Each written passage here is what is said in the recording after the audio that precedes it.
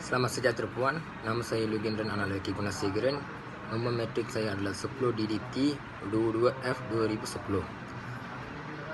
Saya nak cakap pasal amalan pembuangan sampah sarap secara sewenang-wenang ke dalam sungai adalah tindakan yang tidak bertanggungjawab dan merugikan. Ini merujuk kepada perbuatan membuang sampah atau sisa-sisa bahan buangan termasuk plastik, botol, kertas atau bahan kimia berbahaya ke dalam sungai dengan cara yang tidak betul. Tindakan ini boleh menyebabkan pencemaran air sungai, mengancam ekosistem, merosakkan habitat haiwan dan tumbuhan serta membahayakan kesihatan manusia. Dalam pandangan moral, tindakan pembuangan sampah sarap secara sewenang-wenang ke dalam sungai dianggap sebagai perbuatan yang tidak bermoral. Ini kerana ia menunjukkan sikap tidak peduli terhadap kelestarian alam sekitar dan hak-hak manusia yang lain.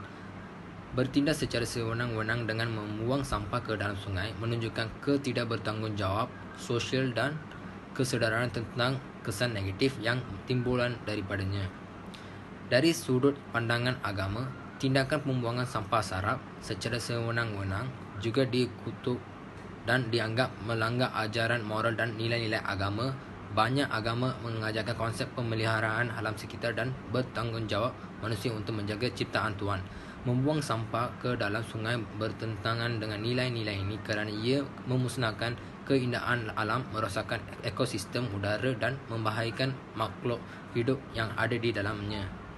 Tokoh-tokoh agama sering menegakkan pentingan menjaga alam sekitar dan menolak perbuatan merosakkan alam. Mereka mungkin menganggap amalan pembuangan sampah sarap secara sewenang-wenang ini sebagai tindakan yang dilarang dan bertentangan dengan prinsip-prinsip moral dan ajaran agama. Mereka mungkin menggalakkan amalan yang lebih baik dalam hal menjaga alam sekitar, termasuk cara yang betul untuk membuang sampah dan keperluan untuk mengurangkan penggunaan bahan buangan yang tidak boleh terurai. Secara keseluruhan, amalan pembuangan sampah sarap secara sewenang-wenang ke dalam sungai adalah tindakan yang tidak bertanggungjawab, merugikan dan bertentangan dengan nilai-nilai murni dan agama. Penting bagi kita semua untuk memahami dan mengamalkan tindakan yang lebih bertanggungjawab dalam menjadikan alam sekitar untuk mengekalkan dan kesejahteraan bersama. Terima kasih. Selamat pagi dan selamat sejahtera. Nama saya Targeshwar Analaki Nathan. Nama metrik saya adalah 10 DDT 21F 1039. Okey, hari ini saya akan bincangkan tentang isu pembuangan sampah ke dalam sungai yang berlaku pada masa kini berdasarkan keratan akhbar online atau sudutan berita, video, drama atau filem video tular. Okey. Berdasarkan keratan akhbar online, isu pembuangan sampah ke dalam sungai masih berlaku pada masa kini.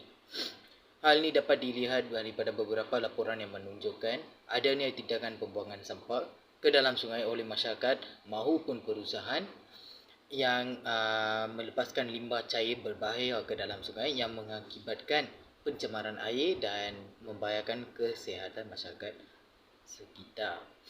Okay. Isu pembuangan sampah ke dalam sungai sangat merugikan lingkungan dan kesihatan masyarakat.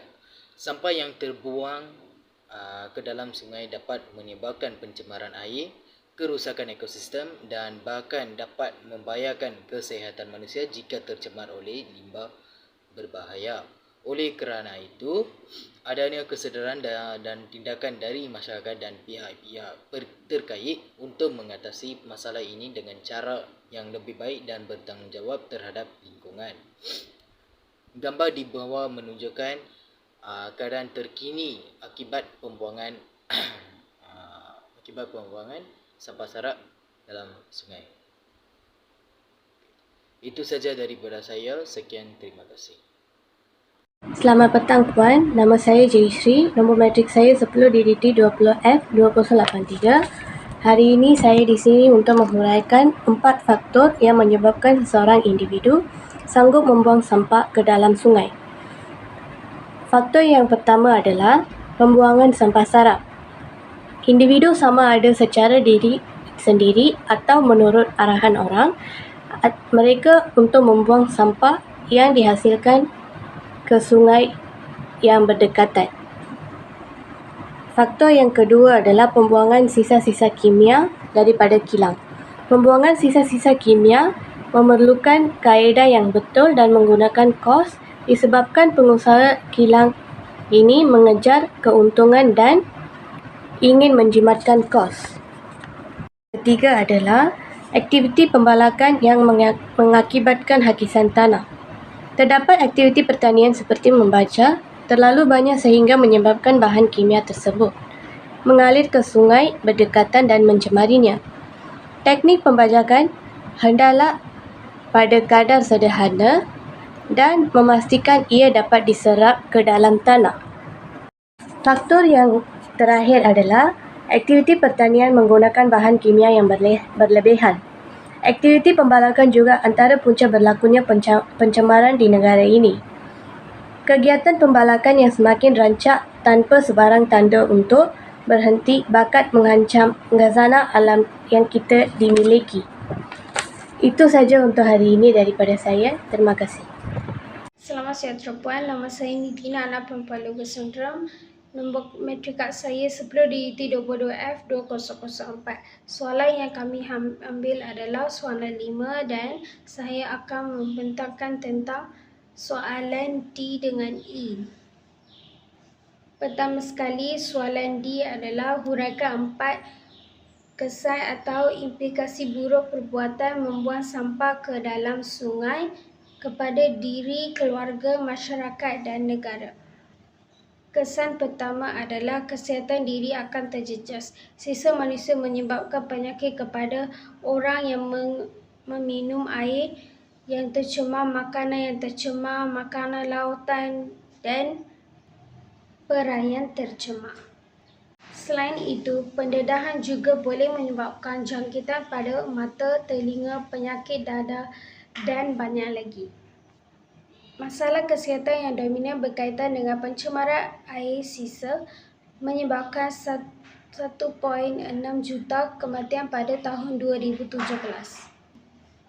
Antara kesan kedua pula mengganggu keseimbangan ekosistem dari segi masyarakat.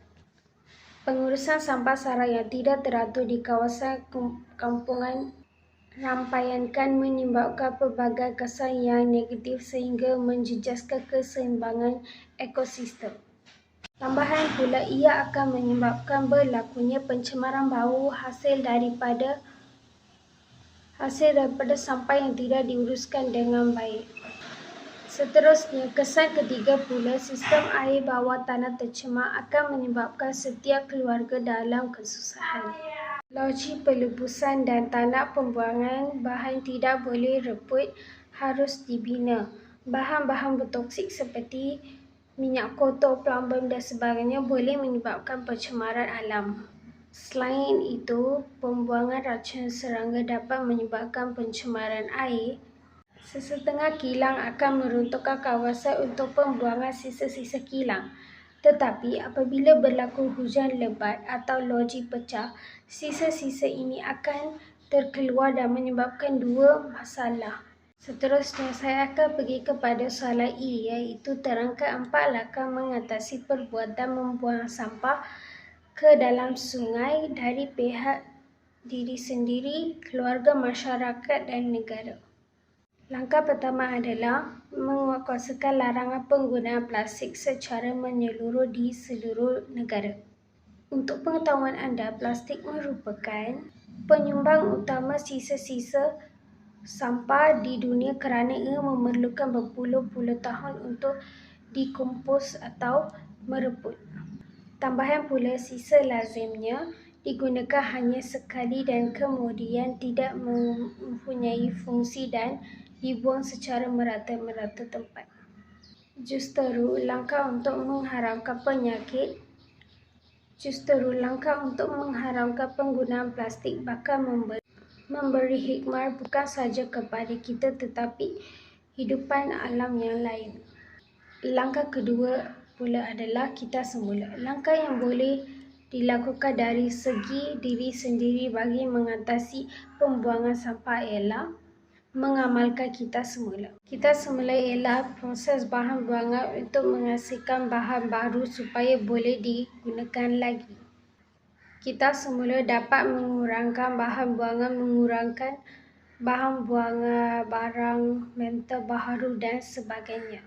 Antara bahan yang boleh dikita semula adalah kaca, kertas, plastik dan sebagainya.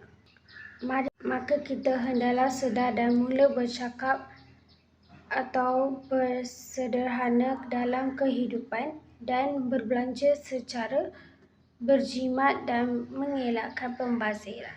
Kesan keempat pula adalah kempen pengurusan sampah. Langkah yang boleh dilakukan di peringkat kerajaan dari segi keluarga pula adalah dengan membantu agensi menguruskan sampah. Pihak berkuasa tempatan haruslah menjadi jabatan antara penduduk dan agensi pengurusan sampah di kawasan masing-masing. Oleh itu, setiap anggota masyarakat perlu bertanggungjawab memastikan sisa sampah yang dihasilkan dibuang secara betul. Kesan keempat adalah menyediakan kawasan lupusan sampah berteknologi tinggi. Setiap anggota masyarakat perlu sedar dan bijak dalam berbelanja membeli barangan keperluan. Kita mesti elakkan membeli barangan yang dipakai hanya setelah menggunakan beberapa kali sahaja. Akhir sekali, kita perlu mengelakkan pembaziran dan sisa pembuangan sampah berlaku dalam kalangan masyarakat kita. Sekian, terima kasih.